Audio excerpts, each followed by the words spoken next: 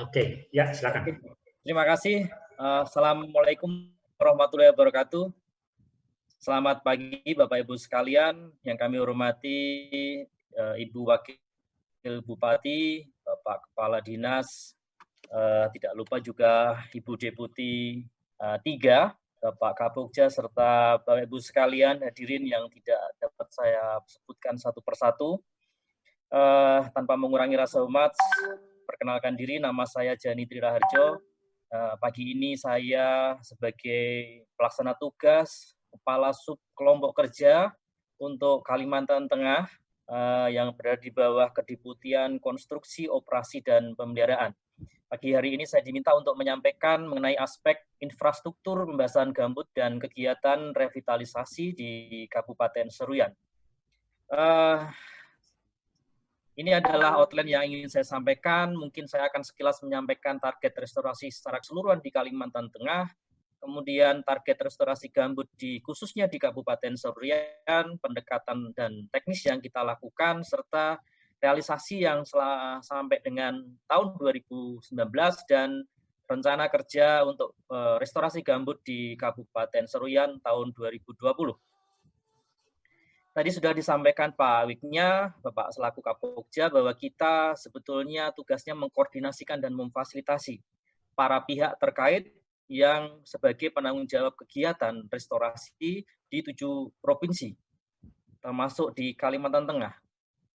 Kemudian saya kenalkan sedikit, kami dari Kediputian Konstruksi, bidang konstruksi, operasi, dan pemeliharaan, punya tugas utama melaksanakan konstruksi, operasi, dan pemeliharaan infrastruktur pembasahan gambut dengan uraian antara lain khususnya di penataan ulang area gambut terbakar, kemudian pelaksanaan konstruksi, penyelenggaraan operasi dan pemeliharaan, serta teknik-teknik konservasi, kemudian koordinasi dengan daerah, dan monitoring bidang konstruksi, operasi, dan pemeliharaan. Perlu kami sampaikan bahwa target restorasi di Provinsi Kalimantan Tengah itu kurang lebih adalah 576.000 dari 2,6 yang menjadi mandat BRG dari tahun 2016 sampai dengan tahun 2020. Secara postur sebetulnya target ini sebagian besar 1,7 juta hektar itu berada di lahan konsesi ataupun kawasan budaya yang sudah dibebani izin. Kemudian kurang lebih 892 itu adalah kawasan budidaya yang tidak berizin dan kawasan lindung. Tadi disampaikan Pak Wiknya, karena kita lebih banyak dibebankan kepada kawasan budaya tidak berizin dan kawasan lindung, maka fasilitasi penganggaran itu berada di kurang lebih 892. Kemudian bentuk kegiatan yang 1,7 merupakan bentuk supervisi pada kawasan-kawasan budidaya yang berizin. Nanti kita akan lihat Pak berikut sebetulnya postur ataupun proporsi di level kabupaten ya. Kalau kita lihat sebetulnya Kabupaten Seruyan kurang lebih totalnya adalah 35.000 hektar dengan pembagian yang di kawasan budidaya berizin itu kurang lebih 21.000, kemudian kawasan budidaya tidak berizin dan kawasan lindung kurang lebih 14.000. Dengan melihat postur secara keseluruhan di Kalimantan Tengah itu memang kecil untuk kawasan budaya berizin kurang lebih 13,5% ya. Sementara sebagian besar itu sebetulnya ada di kawasan budaya tidak berizin dan kawasan lindung kurang lebih adalah 86,5%. Nah, kemudian di Kabupaten Seruyan tampaknya sebagian besar ataupun 21.000 itu berada di kawasan budidaya berizin. Sehingga dengan melihat pembagian kerja yang disampaikan Pak Wik tadi, kawasan budaya berizin itu kita melakukan supervisi, pembinaan, dan bekerja bersama dalam melakukan konstruksi, operasi, dan pemeliharaan. Sementara untuk fasilitasi penganggaran dan kegiatan lainnya melalui tugas pembantuan itu hanya kurang lebih 14.000. Tadi saya hanya ingin mengulangi, ini penting sekali yang disampaikan Pak Wiknya tadi, bahwa untuk Kabupaten Seruyan sampaikan bahwa untuk areal-areal yang dibebani izin menjadi tanggung jawabnya pemegang izin atau pemegang konsensi, sementara kawasan konservasi, kemudian area penggunaan lain, dan yang non-izin di hutan lindung maupun di hutan produksi khususnya, itu dapat kita fasilitasi. Nah, termasuk nanti menarik bahwa di Kabupaten Surian sebetulnya juga terdapat Taman Nasional Tanjung Puting, yang dalam hal ini juga telah hadir Bapak Kepala Balai, yang selama ini juga kita dari tahun 2019 juga sudah bekerja bersama memfasilitasi kegiatan-kegiatan restorasi yang berada di dalam kawasan Taman Nasional Tanjung Puting. Tadi kegiatannya ada 3, termasuk R1, itu kami membangun kegiatan-kegiatan bersifat fisik, konstruksi pembasahan gambut, baik sumur bor maupun sekat kanal, kemudian penanaman kembali R2 pada lahan-lahan gambut bekas terbakar, kemudian melakukan peningkatan kesejahteraan masyarakat atau R3. Seperti ini contohnya pembangunan infrastruktur pembasahan gambut, yang di sebelah kiri sendiri itu adalah kanal backfilling ataupun penimbunan kanal, khususnya pada kawasan-kawasan konservasi ataupun lindung yang terdapat kanal-kanal, kemudian sumur bor untuk pembasahan gambut, kemudian sebelah kanan adalah contoh sekat kanal yang sudah dilakukan pembangunan di Provinsi Kalimantan Tengah. Kegiatan demloter vegetasi di lahan gambut bekas terbakar juga kita sudah lakukan, yang dengan menggunakan skema tugas pembantuan di Dinas Lingkungan Hidup Provinsi Kalimantan kurang lebih 250 hektar. Ini contoh-contohnya. Kemudian juga kita lakukan melakukan revegetasi lahan gambut bekas terbakar di kawasan Taman Nasional Tanjung Puting kurang lebih 100 hektar. Kemudian contoh revitalisasi mata pencaharian masyarakat, beberapa kegiatan di Desa Teluk Pulai dengan revitalisasi penanaman padi, kegiatan R3 perikanan, kemudian juga dilakukan budidaya ayam petelur, bantuan-bantuan ini kepada kelompok masyarakat. Ini juga ada dengan peningkatan ekowisata, budidaya jamur tiram, dan pembangunan gesos untuk kelompok masyarakat wisata. Nah, kepada slide berikutnya, saya ingin menyampaikan bahwa lokasi sasaran utama restorasi gambut dari tahun 2017-2020 adalah sebanyak 19 lokasi atau 19 KHG dari total KHG 35 yang ada di dalam Provinsi Kalimantan Tengah. Beberapa KHG khususnya di Kabupaten Seruyan dalam konteks ini nanti akan saya sampaikan di slide berikutnya.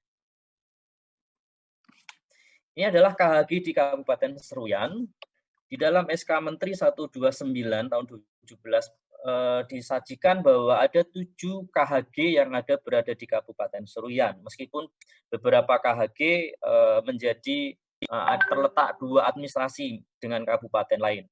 Nah, untuk kurun waktu jilid pertama BRG ini 2017-2020 itu yang menjadi sasaran restorasi gambut itu ada di 6 KHG. Sementara 1 KHG belum menjadi sasaran, yaitu KHG Sungai Seruyan, Sungai Sepuluh. Yang lainnya seperti Sungai Pukun, Sungai Mentaya, dan lain sebagainya ada 6. Itu menjadi sasaran tahun 2017 sampai dengan tahun 2020 ini. Kalau kemudian kita lihat postur targetnya, beberapa ini kita lihat kabupatennya ada 2 yang misalnya 1 KHG, itu artinya menjadi lintas kabupaten. Ada bahkan yang 3 ya, nggak ada 3, tapi 2, Seruyan, Kota Waringin Timur, dan ada juga Seruyan dengan Kobar misalkan. Kalau melihat posturnya, melihat proporsinya, luasan KHG yang dalam wilayah administrasi Kabupaten Seruyan kurang lebih 653.000 hektar. Namun demikian, tadi saya sampaikan target di dalam Kabupaten Seruyan untuk sampai dengan 2020 adalah 35.880 hektar. Dengan kalau melihat fungsi gambutnya, 16.000 itu merupakan gambut lindung berkanal, dan 19.000 itu adalah bekas terbakar tahun 2015-2016. Yang disajikan dalam warna-warna merah itu menjadi target utama. Nah, kalau menariknya adalah dari posisi Taman Nasional Tanjung Puting yang juga menjadi sasaran, itu kita lihat beberapa batasnya disajikan di dalam arsiran warna kuning, itu adalah posisi batas Taman Nasional Tanjung Puting. Kita lihat KHG-KHG-nya juga banyak, sasaran-sasaran di Kabupaten Seruyan juga banyak ada di dalam kawasan Taman Nasional Tanjung Puting. Sehingga kami memandang penting, kebetulan ada Pak Kepala Balai, bekerja bersama di lapangan dengan Taman Nasional Tanjung Puting dan termasuk kegiatan-kegiatan masyarakat di sekitar kawasan, di desa penyangga, itu menjadi penting untuk kegiatan-kegiatan restorasi gambut. Nah, pelaksanaan di Kabupaten Seruyan, kalau melihat urutan waktunya memang Kabupaten Seruyan baru kita bisa laksanakan dari tahun 2019-2020 ini. Baru satu intervensi kegiatan R3, yaitu di Desa Sungai Perlu, dalam berupa kegiatan revitalisasi mata pencarian dengan fasilitasi alat tangkap dan diversifikasi produk pengolahan ikan. Karena kita melihat potensi perikanannya sangat besar di Kabupaten Seruyan. Ini dilakukan oleh kelompok usaha bersama di Harapan Jaya. Kemudian kalau kita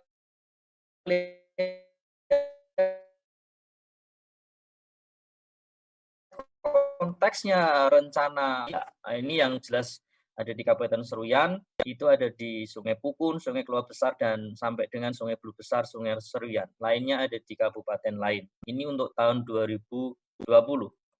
Kemudian kalau melihat konteks Desa Peduli Gambut sebagai intervensi sosial budaya masyarakat, juga ada 5 DPG yang disajikan.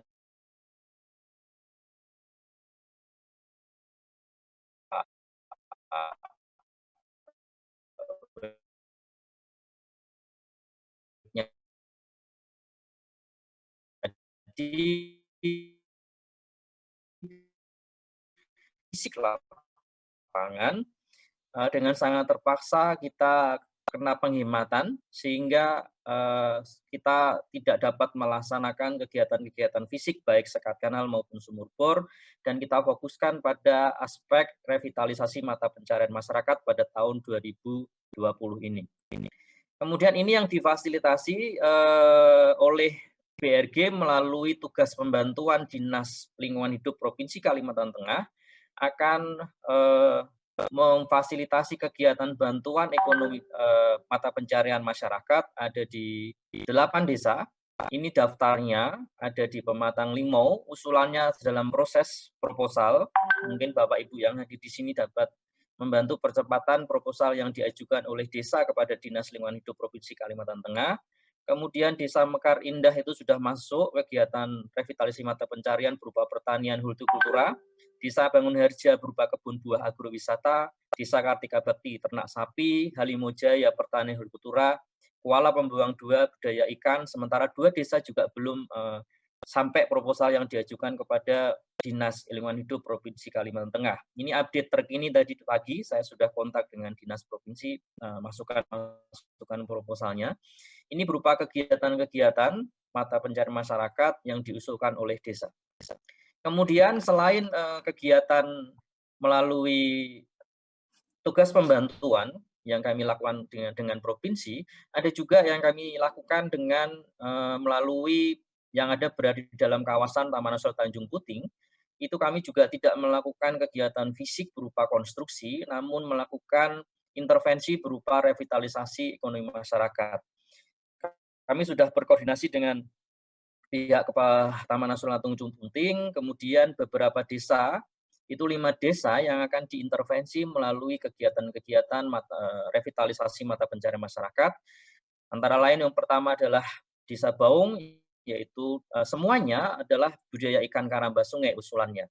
Dan ini akan diberikan kepada kelompok masyarakat yang merupakan ditetapkan sebagai desa penyangga kawasan Taman Nasional Tanjung Puting, sebagaimana sudah direncanakan oleh Balai Taman Nasional Tanjung Puting di dalam rencana pemberdayaan masyarakatnya. Ada Desa Baung, Desa Tanjung Rengas, Desa Jahitan, Desa Telaga Pulang, dan Desa Cempaka Baru.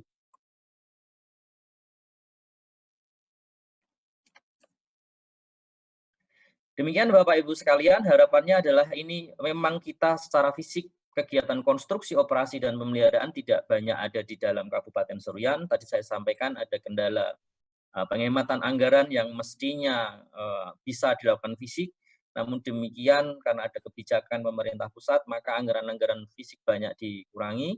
sehingga kita menggunakan pendekatan R3 ini sebagai bentuk intervensi di dalam kegiatan-kegiatan restorasi gambut.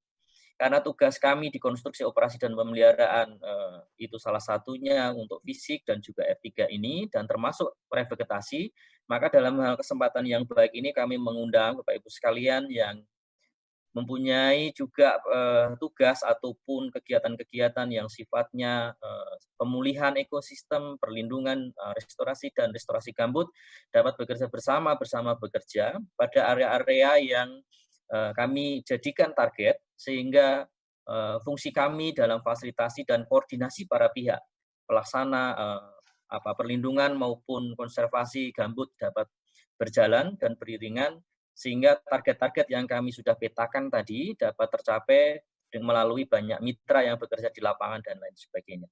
Demikian Bapak dapat kami sampaikan. Terima kasih. Assalamualaikum warahmatullahi wabarakatuh. Terima kasih Pak Denny telah menyampaikan paparan